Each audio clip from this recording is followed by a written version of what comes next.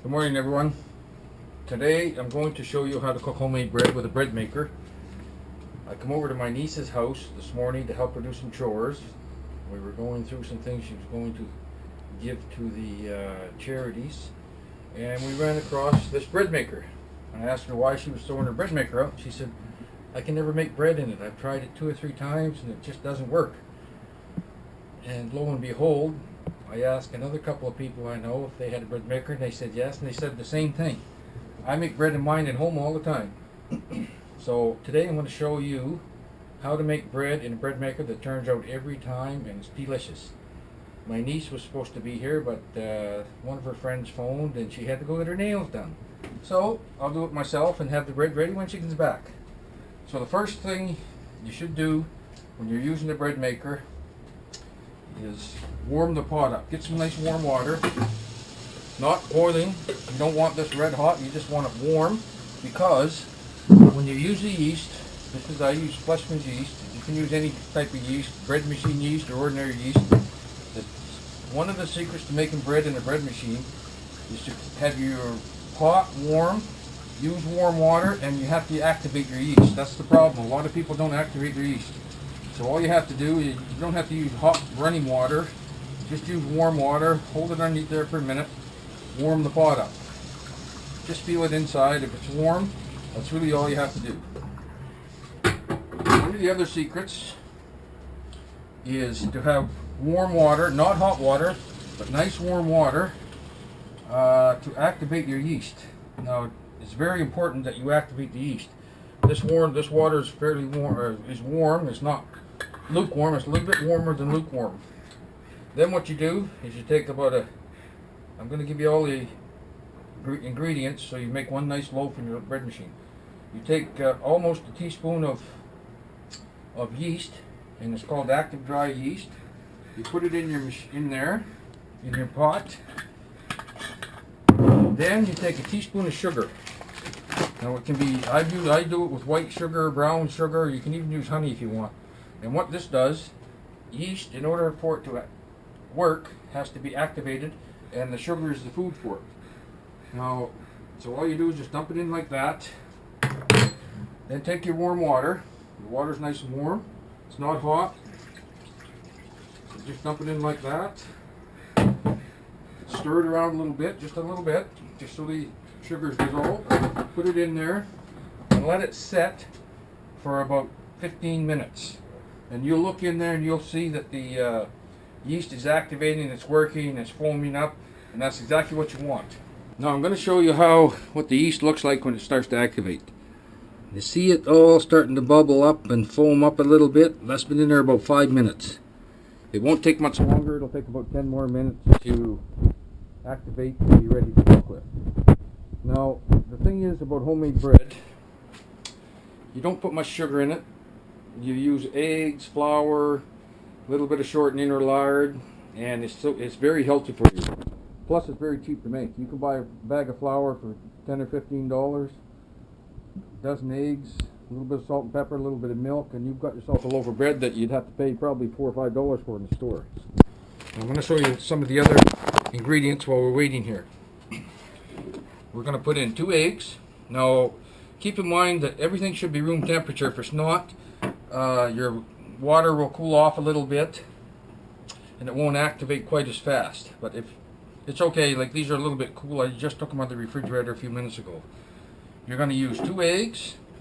You're going to use a teaspoon of salt, and you're going to use a little bit of milk.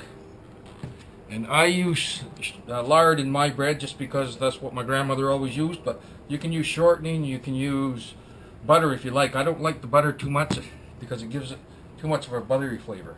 And that's basically all the ingredients. Now I'll show you in just a minute, just a few more minutes.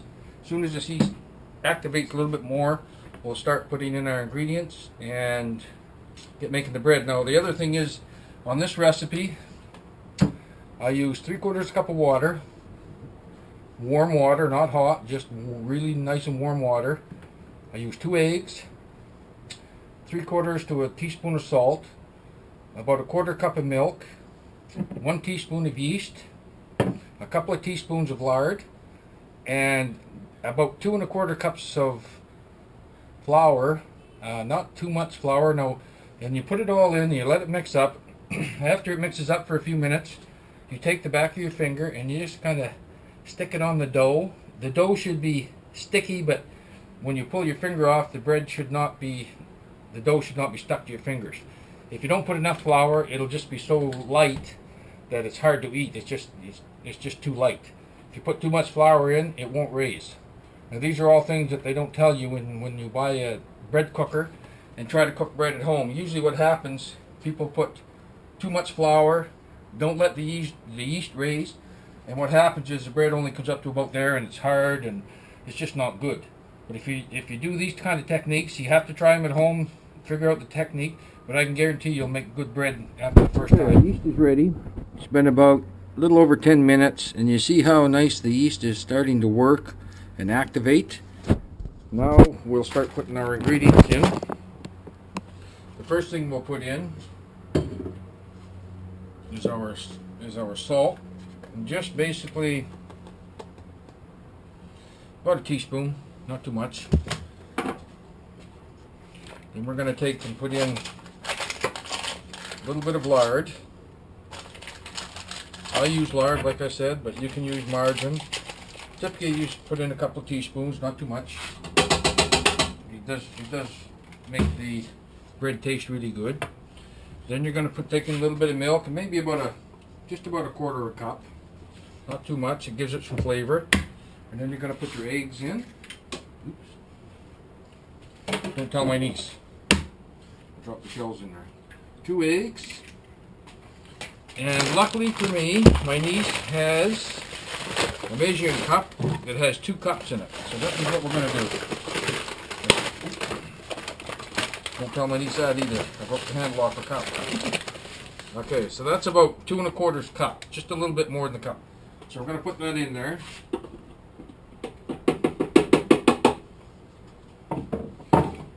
Now we're going to turn it on. Now I set it at 3 hours and 50 minutes. You can set it at 3 hours, but at least 3 hours. You turn it on, let it mix, and that's it. That's what it looks like when it first starts. I'll show you here in about a couple of minutes what you do, how to test it to make sure that the dough is the right texture. Okay, our bread's been kneading here in the bread machine. That's what it looks like when it's kneading. And now all you do is just take your finger like that, see how sticky it is. And if it doesn't stick to your fingers, but it is sticky, that's all you have to do. And see how nice that looks? Now, another thing to remember, you don't have to cook it in your bread machine. If you'd like it in a pan, in a bread pan, take it out of there as soon as it's kneaded. Put it in a bread pan, let it raise, and then cook it in the oven at 350. Now, again, I'll tell you the ingredients. It's 2 eggs, 3/4 to 1 teaspoon of salt, 3/4 to 1 teaspoon of yeast, active dry yeast, 1 teaspoon of sugar, a little bit of milk, maybe a 1/4 cup of milk, 2 1/4 cups of flour, thereabout, and that's it. That's all there is to it. And 4 hours from now, you'll have a delicious loaf of bread. The other thing is, when you're cooking it in your bread machine, you can change the darkness of the, if you want it lighter, you want it darker, or if you cook it in your own oven, you just watch it when you cook it, and it'll come out just a nice golden brown, or a little darker, or a little bit lighter, depending on what you want. Thank you very much. Hope you subscribe to our videos, and we'll see you next time. Thank you. Okay, folks, you can see our bread, first number, I'm not sure what the first number is, but the second number says that we have 1 hour and 44 minutes left. Look at how much our bread's raised in 1 hour and 44 minutes. It looks absolutely delicious. As soon as it's cooking, I'll take some more pictures of it, and you'll see how easy and quick and easy with these little tricks it is to make bread. Okay, everyone, here's my bread. I haven't taken it off. It still has about 30 minutes to cook, but as you can see, it's raised up just about to the top, so it was almost perfect. As soon as it's done cooking, I'll take it out and show you. Okay, here's our bread. I'm just going to open it up. It's all cooked, and voila, that's what photo of a nice loaf of bread that we just fresh made. It's still, I just opened it up, it's still very hot. I'll take it out and show you. Be very careful because it's still hot. Take it out of the toaster. No, you can leave it in there if you like, but I like taking mine out right away. Give it a couple shakes and take it out. And there it is. There's your loaf of bread. Very easy, and I know it's going to be delicious. And it was just the right amount of flour, yeast, and everything.